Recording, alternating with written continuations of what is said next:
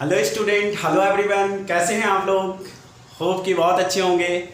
तो बच्चों, आज हमारा लास्ट लेक्चर है photo electric effect. Modern physics चल रहा था, फोटो इलेक्ट्रिक इफेक्ट चल रहा था और आज लास्ट लेक्चर है, मतलब ऑलमोस्ट लास्ट लेक्चर हो चुका है। बट आज कुछ चीज़ें हम बताएंगे आपको, क्योंकि हम पढ़ रहे हैं अभी ड्यूअल नेचर में लाइट का फोटो इलेक्ट्रिक इफेक्ट, जो कि पार्टिकल नेचर को प्रूव करता है, वो पढ़े हैं। तो पार्टिकल नेचर से फोटो इलेक्ट्रिक इफेक्ट हम लोगों ने, चाहे लिनास का एक्सपेरिमेंट हो, लिनास एंड हर्ट्ज का, या फिर आइंस्टाइन साहब का फोटो इलेक्ट्रिक इफेक्ट का इक्वेशन हो, हम लोगों ने लाइट को पार्टिकल मान के ही अब तक पढ़ा और सक्सेसफुली एक्सप्लेन कर दिया कि फोटो इलेक्ट्रिक इफेक्ट की घटना क्यों होती है, राइट। अगर मैं चाहूं कि ये फोटो इलेक्ट्रिक की घटना जो है ये वेव के फॉर्मेट में एक्सप्लेन करूं, क्या वेव इस फोटो इलेक्ट्रिक इफेक्ट की घटना को एक्सप्लेन कर सकती है? हाँ या ना? ये चीजें हम देखेंगे कि अगर हां तो पार्टिकल नहीं है लाइट, अगर ना तो फिर क्यों नहीं, राइट। तो पार्टिकल नेचर लाइट को मान के फोटो इलेक्ट्रिक इफेक्ट को सक्सेसफुली एक्सप्लेन कर दिया गया, उसके हर एक इफेक्ट को सक्सेसफुली एक्सप्लेन कर दिया गया। कहीं परेशानी नहीं आई चीजों को एक्सप्लेन करने में कि ऐसा क्यों होता है। कब? जब लाइट को हमने पार्टिकल माना। तो वेव कहां फेल्योर रह गया, ये जानने वाले हैं कि वेव कहां फेल्योर रह गया फोटो इलेक्ट्रिक इफेक्ट को एक्सप्लेन करने में। मतलब failure of wave theory. Wave theory failure रहा फोटो इलेक्ट्रिक इफेक्ट की घटना को एक्सप्लेन करने के लिए। कुछ 2-3 पॉइंट्स हम देखेंगे और जानेंगे कि कहां फेल हो गया वेव से फोटो इलेक्ट्रिक इफेक्ट को एक्सप्लेन करने में। क्योंकि वेव थ्योरी अगर माने हम लाइट को, तो वेव थ्योरी फेल हो गई फोटो इलेक्ट्रिक इफेक्ट की घटना को एक्सप्लेन करने की। तो कुछ पॉइंट्स हम लिखने जा रहे हैं, उस पॉइंट्स को पहले लिखते हैं, फिर हम आपको एक्सप्लेन करेंगे कि कैसे, ठीक है। अगर आप जीनियस है तो आप खुद थिंक करेंगे, सोचेंगे खुद, ठीक है बच्चों। तो हम पहला पॉइंट एक्सप्लेन कर रहे हैं।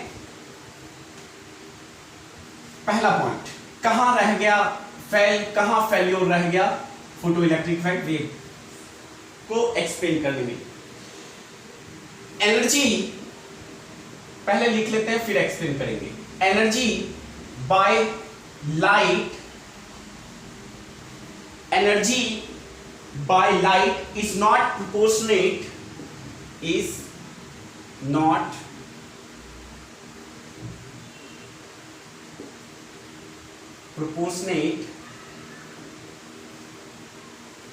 energy of light is not proportionate to its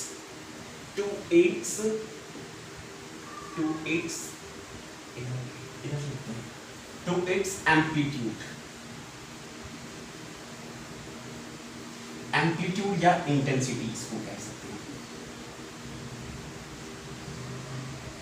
नहीं समझ में आया? आता तो फिर लिखते हैं। तो अभी हम जो वेव ऑप्टिक्स जस्ट पढ़ के आए हैं, और वहां पे हम पढ़े थे कि एनर्जी जो होता है वो डायरेक्टली प्रोपोर्शनल होता है एम्पलीट्यूड का, राइट। ये पढ़े थे, ये वेव थ्योरी कहती है, ये वेव थ्योरी ऐसा कहती है, राइट। मतलब अगर हम यूं कहें कि एम्पलीट्यूड मतलब ये एक वेव है और ये एक वेव है, तो इसकी एनर्जी ज्यादा होगी इसके कंपैरिजन में, क्योंकि इसका ए इतना और इसका ए इतना, तो इसका एम्पलीट्यूड ज्यादा है, इसलिए इंटेंसिटी इसकी ज्यादा होगी। ये कहना है वेव थ्योरी का, राइट। तो वेव थ्योरी ये कहती है कि इस तरह से इंटेंसिटी जो है वो एनर्जी के प्रोपोर्शनल होता है, मतलब इंटेंसिटी एम्पलीट्यूड के प्रोपोर्शनल होता है, ये कहना है वेव थ्योरी का। मतलब अगर ज्यादा एम्पलीट्यूड का लाइट इंसिडेंट हो रहा है तो उसकी इंटेंसिटी ज्यादा होगी, राइट। और इंटेंसिटी ज्यादा होगी तो ज्यादा इंटेंसिटी की लाइट आ रही है, मतलब ज्यादा एनर्जी की लाइट आ रही है। और मेटल प्लेट पर ज्यादा एनर्जी की लाइट इंसिडेंट होगी तो ऑब्वियस सी बात है कि इलेक्ट्रॉन जो इजेक्ट होगा यहां से वर्क फंक्शन के अलावा, उसकी इलेक्ट्रॉन्स की काइनेटिक एनर्जी ज्यादा हो जाएगी। बट मुझे बताओ बच्चों, क्या तुम बताओ, तुम में से कोई, कि इंटेंसिटी के बढ़ाने पर, इंटेंसिटी के इंक्रीज करने पर क्या kinetic energy photo ejected electrons का ज्यादा होता था? जवाब नहीं है। इंटेंसिटी को कितना भी बढ़ा दे, या कहूं कि एम्पलीट्यूड को कितना भी बढ़ा दे, काइनेटिक एनर्जी जो इजेक्टेड इलेक्ट्रॉन का है वो ज्यादा नहीं होता था। इसका मतलब क्या है? इसका मतलब ये हुआ कि यहां पे जो हम लोग वेव थ्योरी में पढ़े हैं कि intensity directly proportional to amplitude होता है, ये यहां पे वैलिड नहीं है।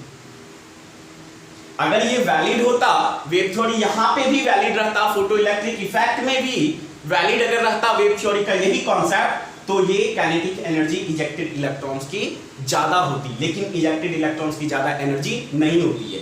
ये काइनेटिक एनर्जी की इजेक्टेड इलेक्ट्रॉन्स की जो काइनेटिक एनर्जी होती है, ये ज्यादा कब होता है बच्चों?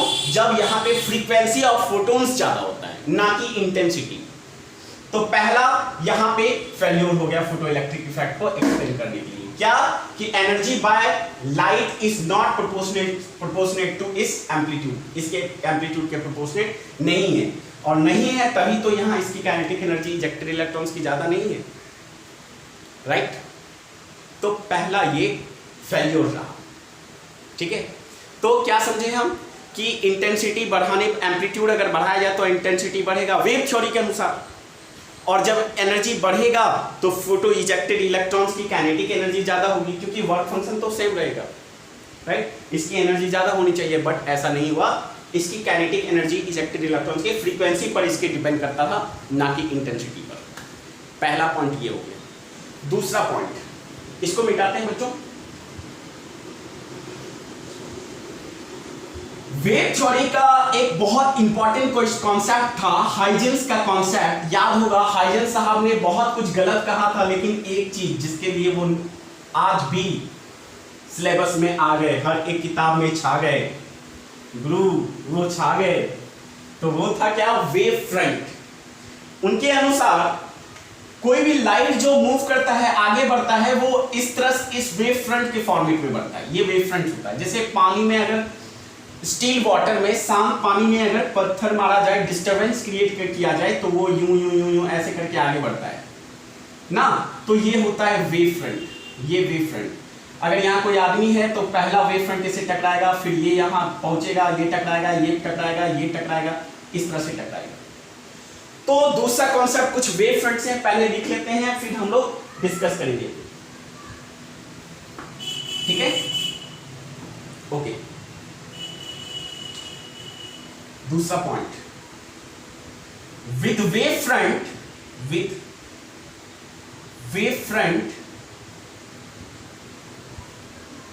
many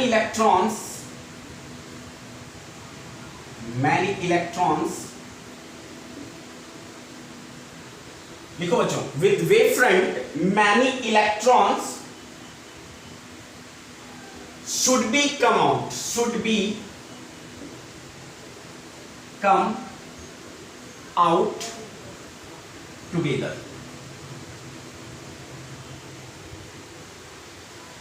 Many electrons should be come out together, right? But it does not happen. But ऐसा नहीं होता है, right?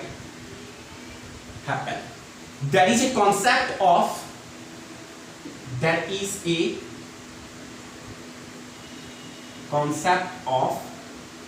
threshold frequency. Okay, important समझिए कि हाइजेंस साहब का अभी हम लोग वेव में पढ़े, वेव ऑप्टिक्स में पढ़ के जस्ट आए हैं हाइजेंस वेव थ्योरी। हाइजेंस के अनुसार हर एक जो सोर्स होता है वो खुद में अपने आप में एक वेव फ्रंट छोड़ता है, और वेव फ्रंट पे पड़ने वाला हर एक पार्टिकल अपने आप में एक सोर्स होता है। ये हाइजेंस का जो हम लोग प्रिंसिपल पढ़े हैं, हाइजेंस का जो प्रिंसिपल पढ़े हैं वो ये चीज हम जाने, ठीक है? तो अगर ये वेव रहता तो वेव थ्योरी का वेव फ्रंट का कॉन्सेप्ट आता, और वेव फ्रंट का कॉन्सेप्ट आता तो क्या होता, ध्यान से देखो बच्चों। मान लो कि ये जो है, मान लो बच्चों कि ये है, हाँ ठीक है, ये है मेटल प्लेट, राइट, दिख रहा है, हाँ ये है मेटल प्लेट, और यहां से वेव फ्रंट्स आता,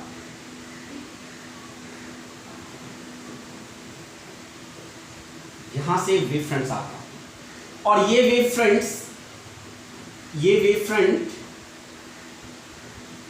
इस पर इलेक्ट्रॉन पे बार बार पड़ता है। यहां के इलेक्ट्रॉन्स को मान लो 3 4 5 इलेक्ट्रॉन है, 3 4 5 इलेक्ट्रॉन है, और इसकी कुछ वर्क फंक्शन अभी नहीं जानते, समझते, बस ये वेव फ्रंट्स आ रहा है, वेव फ्रंट्स ऐसे बार बार इंसिडेंट हो रहा है। अब इस इलेक्ट्रॉन्स को एनर्जी चाहिए, राइट, ये इलेक्ट्रॉन्स यहां से वेव फ्रंट्स को बार बार आ रहा है, मतलब एनर्जी दे रहा है, वेव फ्रंट्स बार बार आ रहा है मतलब एनर्जी दे रहा है, और थोड़ी देर में क्या होगा, ये इलेक्ट्रॉन जो है एनर्जी लेगा, ठीक है, और ये मतलब ये मान लो ये 4 इलेक्ट्रॉन है, यूं मान लो ये 4 इलेक्ट्रॉन है, यहां से एक बार में कम एनर्जी आया, इजेक्ट नहीं हुआ, फिर थोड़ा बार बार आ रहा है, कंटिन्यूअस आ रहा है एनर्जी, वेव फ्रंट है, कंटिन्यूअस आ रहा है, तो एक बार ये एनर्जी पूरा ले लेगा, ये इलेक्ट्रॉन के पास एक समय आएगा जिस समय में, कौन बजा रहा है यार, ठीक है, ओके, ये इसको बार बार एनर्जी मिल रहा है इस इलेक्ट्रॉन को, तो एक बार इस इलेक्ट्रॉन के पास तो एक समय में बहुत ज्यादा एनर्जी हो जाएगा, क्योंकि कंटिन्यूअस वेव फ्रंट आ रहा है, एनर्जी आ रहा है, वेव फ्रंट मतलब एनर्जी, तो ये इलेक्ट्रॉन थोड़ा करके मान लो 2 इलेक्ट्रॉन बनकर 2 इलेक्ट्रॉन, तो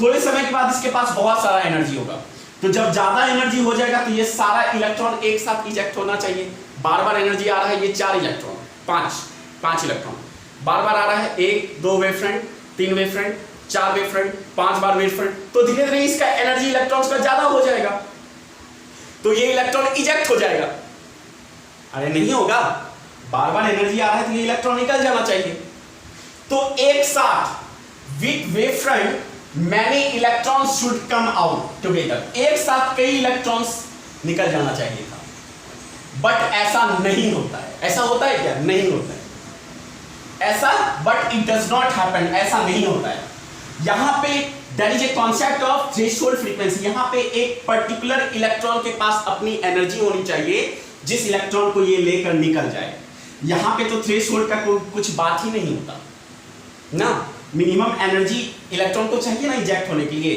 तो वो एक पर्टिकुलर इलेक्ट्रॉन को पर्टिकुलर फोटोन देता है, जहां थ्रेशोल्ड फ्रीक्वेंसी रहता है वहां पे क्या होता था, पर्टिकुलर इलेक्ट्रॉन को पर्टिकुलर फोटोन आता था, उसको इलेक्ट्रॉन देकर तुरंत इजेक्ट कर देता था, ये था कॉन्सेप्ट फ्रीक्वेंसी का, ऐसा होता है फोटो इलेक्ट्रिक इफेक्ट में हम लोगों ने देखा, बट यहां पे कोई वेव थ्योरी एक्सप्लेन में कोई थ्रेशोल्ड फ्रीक्वेंसी का बात ही नहीं होता, और अगर वेव फ्रंट अगर सच में ये एक्सप्लेन कर पाता तो एक साथ कई इलेक्ट्रॉन्स निकलता, लेकिन एक साथ कई इलेक्ट्रॉन्स नहीं निकलता है, फोटॉन्स आता है, एक फोटोन एक इलेक्ट्रॉन को ही इजेक्ट कर सकता है, वो भी हो सकता है नहीं कर सकता है, may be, definitely will ejected, not definitely will ejected, but it may be ejected, ये कॉन्सेप्ट था ना, तो एक इलेक्ट्रॉन 1 by 1 ना कॉन्सेप्ट था न्यूटन साहब का, तो एक फोटोन एक इलेक्ट्रॉन को ही इजेक्ट करेगा, बट अगर वेव रहता तो एक साथ कई इलेक्ट्रॉन इजेक्ट होता, बट ऐसा नहीं था, तो यहां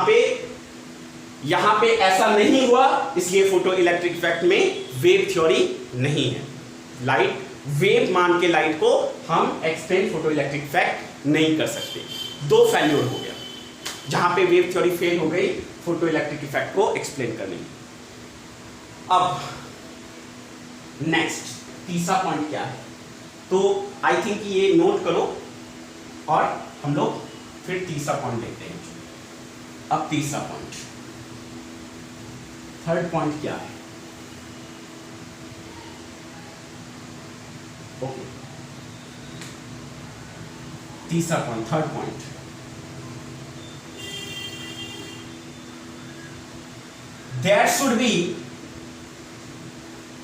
there should be a time lag, time, there should be a time lag किसके किसके बीच,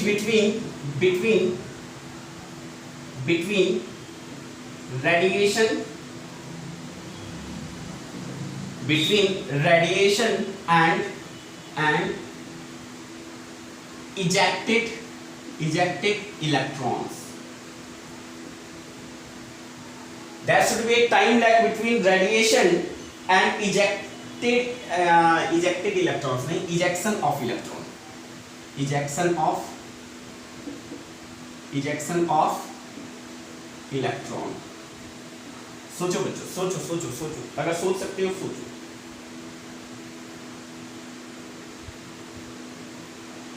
ओके, किसके वजह से? Due to energy given by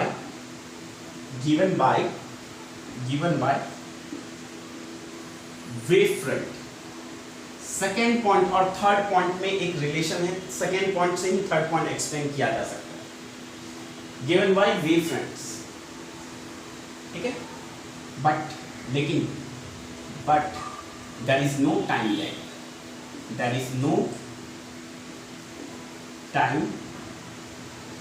lag, समझो. अगर लाइट वेव होता तो वेव फ्रंट्स का कॉन्सेप्ट ले आता, क्योंकि वेव में अभी पढ़े हैं कि वेव फ्रंट्स के रूप में चलता है, राइट, और जैसा सोर्स वैसा वेव फ्रंट. तो there should be a time lag between radiation and ejection of electron. मतलब ये मेटल प्लेट अभी जो हम लोगों ने देखा था, ये मेटल प्लेट और ये वेव फ्रंट, और ये इजेक्टेड इलेक्ट्रॉन्स. ठीक है, तो ये इलेक्ट्रॉन्स के पास अगर मान लो वर्क फंक्शन, अभी हम लोग ने फोटो इलेक्ट्रिक इफेक्ट में प्रूफ किया है कि वर्क फंक्शन होता है, कुछ सर्टेन अमाउंट चाहिए इलेक्ट्रॉन को इजेक्ट होने के लिए. तो मान लो इसका वर्क फंक्शन है 5 इलेक्ट्रॉन वोल्ट या 2 इलेक्ट्रॉन वोल्ट, इसका चाहिए 2 इलेक्ट्रॉन वोल्ट वर्क फंक्शन, और हर एक वेव फ्रंट से 0.5 इलेक्ट्रॉन वोल्ट एनर्जी आ रहा है. तो इसमें क्या होगा, 5 वेव फ्रंट्स, 4 वेव फ्रंट्स आना चाहिए, तब जाके 2 इलेक्ट्रॉन वोल्ट पड़ेगा. अगर ये वेव रहता, ये वेव से इजेक्टेड होता, ये फिनोमिना एक्सप्लेन होता, तो ठीक है, इस वेव फ्रंट के पास जो आया, इस वेव फ्रंट पे 2 इलेक्ट्रॉन वोल्ट एनर्जी नहीं है, नहीं निकाल पाया, 0.5 आया, तुरंत दूसरा आया 0.5, तो 1 इलेक्ट्रॉन वोल्ट हो गया, फिर आया 0.5, 1.5 इलेक्ट्रॉन हो गया, फिर आया 0.5, 2 इलेक्ट्रॉन वोल्ट हो गया, फिर आया 0.5, 2.5 इलेक्ट्रॉन हो गया. तो 2.5 इसमें पहला पड़ा था, पहला जब आया और जब लास्ट वाला आया, राइट, तो थोड़ी देर तक ये एनर्जी गैदर करेगा, ये इलेक्ट्रॉन वेव फ्रंट्स बार-बार एनर्जी आ रहा है, तो थोड़ी देर तक ये इलेक्ट्रॉन्स एनर्जी गैदर करेगा. ध्यान से सुनना, थोड़ी देर तक ये इलेक्ट्रॉन एनर्जी गैदर करेगा. जब एनर्जी से 2 इलेक्ट्रॉन वोल्ट से ज्यादा हो जाएगा तो ये इलेक्ट्रॉन यहां से निकल जाएगा. तो टाइम लगा ना भैया, भाई टाइम तो लगा ना, ये इलेक्ट्रॉन ये एनर्जी को गैदर करने में इसको टाइम तो लगेगा ना. तो जब रेडिएशन इंसिडेंट हुआ और जब ये गैदर थोड़ी देर ये रुका, ये इंतजार किया कि उतना एनर्जी गैदर कर लिया, तो इसको इजेक्ट हो जाना चाहिए था ना. मतलब कि इंसिडेंट रेडिएशन और इजेक्शन ऑफ इलेक्ट्रॉन में कुछ तो टाइम चाहिए था, लगेगा तब ना, गैदर करने में तो टाइम लगेगा ना, तब ये इलेक्ट्रॉन इजेक्ट होता. पर ऐसा नहीं होता है. यहां होता क्या है बच्चों, यहां भी जो हम देखें कि फोटोन आया, गिरा और इलेक्ट्रॉन इजेक्ट हुआ. मतलब यूं समझो कि ये एक बुलेट है, फोटोन जो है बुलेट है, एक एरो है, एक तीर है, नोकीला तीर, ऐसे वाला तीर है, जो ये तीर है जो इलेक्ट्रॉन पे पड़ा और इलेक्ट्रॉन निकल के आ, और ये फोटॉन्स के इंसिडेंट होने पर और इलेक्ट्रॉन के इजेक्शन होने पे मात्र 10⁻⁹ सेकंड टाइम लगता है. मतलब there is no time lag between radiation of photons and ejection of electron. But यहां वेव अगर रहता तो ये गैदर करने में तो टाइम लेता ना, एनर्जी को गैदर करने में तब इजेक्ट होता. पर ऐसा गैदरिंग, ऐसा टाइम लैग नहीं था, ये वाला सीन था, बहुत कम टाइम. मतलब इंस्टेंटेनियस इजेक्शन ऑफ इलेक्ट्रॉन था। मतलब इंस्टेंटेनियस कब होगा? जब फोटोन होगा, बुलेट होगा, पार्टिकल होगा, तब ना इलेक्ट्रॉन को इजेक्ट कर दिया। ठीक है, तो वेव एक्सप्लेन, वेव थ्योरी से अगर लाइट को हम वेव थ्योरी माने तो ये एक्सप्लेन फोटो इलेक्ट्रिक इफेक्ट का ये फिनोमेना एक्सप्लेन नहीं हो सकता। ये तभी हो सकता है जब हम बुलेट माने लाइट को, जब लाइट को हम एरो माने, जब लाइट को हम पार्टिकल माने, तब ये एक्सप्लेन हो सकता है। क्योंकि there is no time lag, there is no time lag किसके किसके बीच? बिटवीन यही क्या बच्चों? Between radiation and ejection of electron. ठीक है, तो बस इतना यहां पे लिख लेना, एक पॉइंट यहां पे लिखना, there is a time lag, ये कॉपी कर लेना, बस यही सब। ठीक है, ये चीज 3 पॉइंट्स, तीनों पॉइंट्स हो गया। ठीक है, सक्सेसफुली हम एक्सप्लेन कर दिए। ठीक है, वेव थ्योरी एक्सप्लेन नहीं कर सकता है फोटो इलेक्ट्रिक इफेक्ट। 3 पॉइंट्स हैं, इस 3 पॉइंट से, और ये पेपर में आ सकता है, ये आता है इनफैक्ट, तो ध्यान रखेंगे। ठीक है, पहला क्या था कि एम्पलीट्यूड वेव थ्योरी के अनुसार इंटेंसिटी जो है वो एम्पलीट्यूड के डायरेक्टली प्रोपोर्शनल होता है स्क्वायर के। तो एम्पलीट्यूड बढ़ेगा तो एनर्जी बढ़ना चाहिए, और एनर्जी जब रेडिएशन का बढ़ेगा तो इजेक्टेड इलेक्ट्रॉन्स की एनर्जी, काइनेटिक एनर्जी ज़्यादा होनी चाहिए। मतलब काइनेटिक एनर्जी जो इजेक्टेड इलेक्ट्रॉन्स है वो इंटेंसिटी के प्रोपोर्शनल होना चाहिए, बट ऐसा नहीं है, इसलिए वेव थ्योरी एक्सप्लेन नहीं कर पाई। दूसरा पॉइंट क्या था? बोलो, दूसरा पॉइंट क्या था? Wave front. वेव फ्रंट आता है, वेव फ्रंट्स जो आता है बच्चों, वेव फ्रंट्स आए और इलेक्ट्रॉन इजेक्ट हो। ठीक है, बट ऐसा नहीं हुआ। तीसरा ये, इनके बीच वेव फ्रंट्स रेडिएशन आए और इलेक्ट्रॉन इजेक्शन में एक टाइम लैग होना चाहिए। ठीक है, गैदर करने के लिए एनर्जी को, लेकिन इंसिडेंट रेडिएशन और इजेक्शन ऑफ इलेक्ट्रॉन में कोई टाइम लैग नहीं होता है, बहुत मिनिमम होता है, इतना 10⁻⁹ सेकेंड होता है, जो प्रूफ करता है कि वेव लाइट नहीं है। लाइट क्या है? पार्टिकल है। ठीक है, तो पार्टिकल नेचर हम लोग पढ़े, इससे जस्ट पहले वेव ऑप्टिक्स में वेव पढ़े थे लाइट को, और यहाँ पे लाइट को पार्टिकल पढ़े। तो लाइट दोनों है, डुअल नेचर है, पार्टिकल भी है और वेव भी है। तो नेक्स्ट जो चैप्टर है हमारा वो यही है, डुअल नेचर। डुअल नेचर मतलब मैटर वेव। ठीक है, मतलब जहाँ पे हम लाइट को पार्टिकल भी पढ़ेंगे और वेव भी पढ़ेंगे, एक ही चीज़ को पार्टिकल भी मानेंगे और वेव भी मानेंगे। ठीक है, नेक्स्ट चैप्टर हमारा मैटर वेव है। तो मैटर वेव में हम डुअल नेचर पढ़ेंगे, जबकि इसमें सिर्फ पार्टिकल नेचर पढ़े। Photo electric effect pure explanation है लाइट के पार्टिकल नेचर का, प्योर एक्सपेरिमेंट है, प्रूफ है लाइट के पार्टिकल नेचर का, जबकि वेव में लाइट को वेव मान के पढ़े। ठीक है, अब हम दोनों मान के पढ़ेंगे, तो वो मैटर वेव स्टार्ट करेंगे। ठीक है बच्चों, फिलहाल इस पर कुछ न्यूमेरिकल बेस्ड है। ठीक है, तो कुछ न्यूमेरिकल्स हम लोग देख लेते हैं, तो इसको मिटाओ बच्चों। तो अब ना हम इसको कुछ न्यूमेरिकल्स देखते हैं इस पर, तो इसको मिटाते हैं, फिर न्यूमेरिकल एक्सप्लेन करते हैं।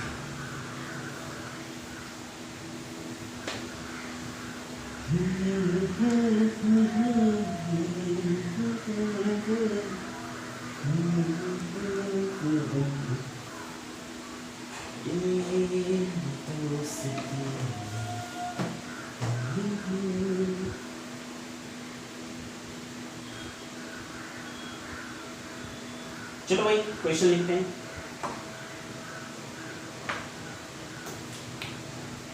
पहला क्वेश्चन, फर्स्ट क्वेश्चन। ठीक है, फर्स्ट क्वेश्चन लिखेंगे। चलो बच्चों, ये तुम्हारे सामने है क्वेश्चंस, इस क्वेश्चंस को ट्राई करो खुद से, उसके बाद फिर हम 2 मिनट का टाइम दे रहे हैं बच्चों, जल्दी से इसको सॉल्व करो, बताओ क्या है आंसर जल्दी से, फिर हम स्टार्ट करेंगे। क्वेश्चन है the work function of A potassium metal plate है इज 2.3। वर्क फंक्शन दिया हुआ है 2.3 इलेक्ट्रॉन वोल्ट। इलेक्ट्रॉन वोल्ट में हमने कहा था ना, इलेक्ट्रॉन वोल्ट मैक्सिमम क्वेश्चन रहेगा electron volt. If light having a wavelength of 2800 angstrom falls on potassium plate, then find, क्या क्या निकालना है, the kinetic energy of most energetic electron, K max, जो इजेक्टेड इलेक्ट्रॉन सबसे ज्यादा ताकतवर इलेक्ट्रॉन का काइनेटिक एनर्जी निकालना है, पहला। दूसरा, the stopping potential of ejected electrons in volt, क्योंकि स्टॉपिंग पोटेंशियल वोल्टेज में होता है इसलिए इन वोल्ट्स। ठीक है, जल्दी से ट्राई करो बच्चों, फिर हम देखते हैं सॉल्यूशन। हो गया, आई थिंक कर लिया होगा। अब देखते हैं जल्दी से solution. The work function of potassium plate, potassium plate का वर्क फंक्शन मतलब फाई नॉट कितना 2.3 इलेक्ट्रॉन वोल्ट, ये है work function. If light having wavelength, light का जो वेवलेंथ इंसिडेंट रेडिएशन का जो वेवलेंथ है वो है 2800 एंगस्ट्रम, तो एनर्जी कितना इंसिडेंट कराएगा, तो hc बाय लैम्डा, और hc बाय लैम्डा का याद है shortcut 12400 angstrom in electron volt and lambda should be in angstrom, ये होता है ना शॉर्टकट एनर्जी निकालने का। तो ये कितना हो जाएगा, ये हो जाएगा 12400 angstrom by 2800 angstrom electron volt. तो एंगस्ट्रम एंगस्ट्रम कैंसिल, 0000 कैंसिल, ये 4 जा 4, हाँ ये हो जाएगा 4.4 इलेक्ट्रॉन वोल्ट। तो वर्क फंक्शन आ गया क्या, सॉरी इंसिडेंट रेडिएशंस का इंसिडेंट जो एनर्जी है वो कितना आ गया 4.4 इलेक्ट्रॉन वोल्ट। मतलब ये एनर्जी जो है ना ये फाई है, ये फाई है, इतना एनर्जी इंसिडेंट हो रहा है। मतलब ये पोटेशियम मेटल प्लेट है, ये पोटेशियम का मेटल प्लेट है जिसका वर्क फंक्शन दिया हुआ है कितना 2.3 इलेक्ट्रॉन वोल्ट, और यहां से फोटॉन्स इंसिडेंट हो रहा है जिसकी एनर्जी कितनी है क्या 5, ये कितना आ रहा है 4.4 इलेक्ट्रॉन वोल्ट। तो यहां से इलेक्ट्रॉन इजेक्ट हो रहा है, तो इस इलेक्ट्रॉन की काइनेटिक एनर्जी कितनी होगी, जो होगी वो मैक्सिमम होगी, ये कितनी होगी। तो सिंपल सी बात है, काइनेटिक एनर्जी ऑफ इलेक्ट्रॉन ये कितना हो जाएगा, ये माइनस ये, तो 5 माइनस 5 नॉट ये होता भी है ना, तो 4.4 electron volt minus 2.3 electron volt, ये कितना हो जाएगा 2.1 इलेक्ट्रॉन वोल्ट। ये आ गया काइनेटिक एनर्जी मैक्सिमम, और ये हमेशा नहीं, मतलब मैक्सिमम केस में इलेक्ट्रॉन वोल्ट में ही निकालना होता है। तो काइनेटिक एनर्जी आ गया, राइट। अब पूछा है कि stopping potential in voltage, second में ये 1 नंबर हो गया। अब बी में पूछा है स्टॉपिंग पोटेंशियल,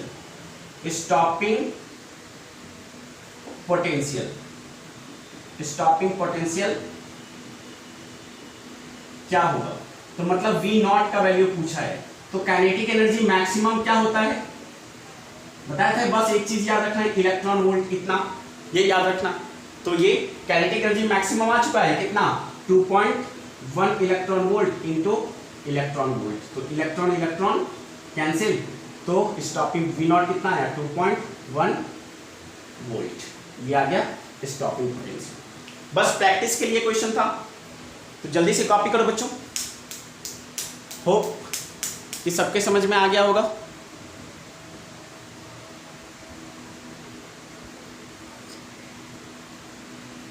आ गया ना सबके समझ में, ओके। तो नेक्स्ट क्वेश्चन की ओर बढ़ते हैं, जल्दी से कॉपी करो बच्चों। कर लिया, नेक्स्ट क्वेश्चन आपके सामने है, जल्दी से आप क्वेश्चन ट्राई करेंगे। नेक्स्ट क्वेश्चन बच्चों हर एक बच्चे कोशिश करेंगे, एकदम बहुत आसान है, ठीक है। क्वेश्चन देखने में बड़ा लग रहा होगा बट ऐसा कुछ है नहीं, बहुत इजी क्वेश्चन है और बहुत आसान क्वेश्चन है, ठीक है। जल्दी से ट्राई करो, तुम्हारे पास 2 मिनट का टाइम है और ट्राई करना है कि और जवाब बताओ, ठीक है। गो अहेड, क्वेश्चन पढ़ लो एक बार। when a beam of 10.6 electron volt photons, एक फोटॉन्स की एनर्जी है 10.6 इलेक्ट्रॉन वोल्ट में है एक फोटॉन्स की एनर्जी ऑफ इंटेंसिटी 2 वाट पर मीटर स्क्वायर, 2 वाट इंटेंसिटी दिया हुआ है, falls on A platinum surface पर गिर रहा है जिसका एरिया है इतने एरिया में गिर रहा है 10⁻⁴ metre square, and work function दिया हुआ है उस प्लेटिनियम प्लेट का 5.6 इलेक्ट्रॉन वोल्ट, और 0.53% of the incident photons ejected photo electrons, जितना गिर रहा है फोटॉन्स उसका 0.53% ही इलेक्ट्रॉन्स को इजेक्ट करवा रहा है, क्योंकि सारा का सारा फोटॉन्स जरूरी नहीं है कि सारा इलेक्ट्रॉन्स इजेक्ट हो, मे बी कि इजेक्ट हो सकता है। तो वही कह रहा है कि जितना फोटॉन्स गिर रहा है उसका 0.53% ही इलेक्ट्रॉन को इजेक्ट कर पा रहा है।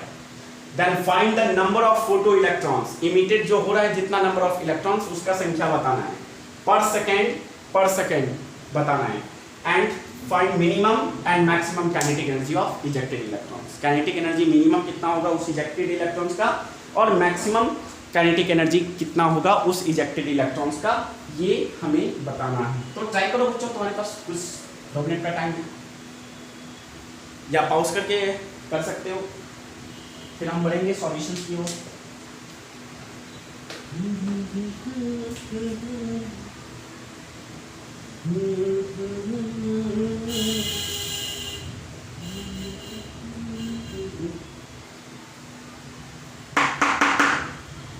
हो गया?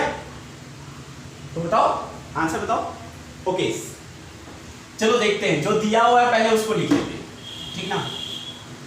तो मेटल प्लेट है प्लेटिनियम का मेटल प्लेट है, ये जिसका वर्क फंक्शन है फाई नॉट की वैल्यू है कितना भैया 5.6 इलेक्ट्रॉन वोल्ट। डेटा पहले, सबसे पहले डायग्राम बनाएं, डेटा बनाएं, ठीक है।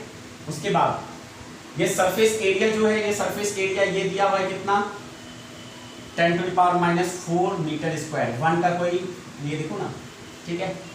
ओके, और इंटेंसिटी जो गिर रहा है, फॉल जो हो रहा है इस पर, इंटेंसिटी ये इंटेंसिटी है कितना, इंटेंसिटी का वैल्यू दिया हुआ है कितना 2 वाट पर मीटर स्क्वायर। ओके, तो number of photo generated electrons निकालना है, मतलब एन निकालना है, और 8 फोटोन्स की एनर्जी जो है, energy of 1 photons, energy of 1 photons, energy of 1 photon ये दिया हुआ है कितना 10.6 इलेक्ट्रॉन वोल्ट में है, ठीक है। ओके, ये गिवन है क्वेश्चंस में, और पूछ रहे नंबर ऑफ फोटोन्स कितना इजेक्ट होगा पर सेकेंड। तो इंटेंसिटी का टर्मिनल जानते हैं, इंटेंसिटी होता है एनर्जी पर यूनिट एरिया पर सेकेंड। ये ई कौन सा है, ई है, ये ई है टोटल, ये एनर्जी टोटल है, ये एनर्जी टोटल एनर्जी है, टोटल एनर्जी है, राइट। तो ये ई टोटल, और ई टोटल क्या होता है, ई टोटल होता है N into energy of 1 photon, ये ना होता है टोटल एनर्जी। तो यहां हम लिख सकते हैं क्या इंटेंसिटी को, I equal to N into E by A into T. अब यहां पे ई कौन सा है, energy of 1 photon, right. Okay, तो यहां पे n इक्वल टू क्या हो जाएगा बच्चों, n मल्टीप्लाई कर दें तो I into A into T by E, ये हो गया नंबर ऑफ फोटोन्स ना, ये हो गया नंबर ऑफ फोटोन्स, ठीक है। लेकिन यहां पे भी एक लोचा है, तो नंबर ऑफ फोटोन्स का ये फॉर्मूला हुआ, और इसमें कह रहा है कि 0.53% ही इस फोटोन्स में 0.53% ही इलेक्ट्रॉन को इजेक्ट कर पा रहा है, मतलब कि n equal to I into per second पूछ रहा है, per second number of photons, तो t को इधर नीचे ही रखेंगे, t को, तो n by T number of photons ejected per second, i into A by E, और इसका 0.53%। तो इसको जब सॉल्व करेंगे, number of photons per second equal to I कितना है, आई दिया हुआ है 2 वाट पर मीटर, 2 वाट पर मीटर स्क्वायर। एरिया कितना है, एरिया दिया हुआ है 10⁻⁴ मीटर, 10⁻⁴ मीटर का स्क्वायर।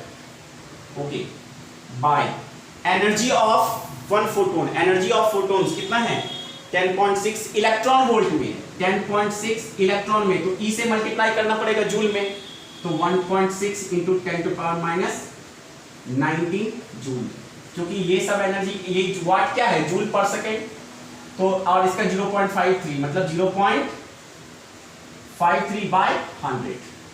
इसको सॉल्व करो बच्चों, तो मीटर से स्क्वायर कैंसिल, वाट पर सेकेंड, और यहाँ ये जूल पर सेकेंड, वाट और जूल कैंसिल हो जाएगा, तो पर सेकेंड और इधर टाइम पर सेकेंड, तो ये कैंसिल हो जाएगा। जल्दी से कोशिश करो बच्चों और बताओ आंसर क्या है। जल्दी से कॉपी करो और बताओ आंसर क्या है।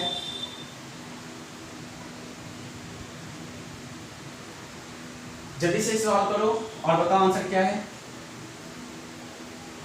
आई थिंक ये आएगा सॉल्व करने के बाद, क्या ये आ रहा है 6.25 इंटू 10 पावर 11 आ रहा है क्या? नंबर ऑफ इंजेक्टेड इलेक्ट्रॉन्स पर सेकेंड ये आ रहा है क्या? बताओ जल्दी बच्चों, ये number of injected electrons, photo electrons पर सेकेंड ये आ रहा है क्या?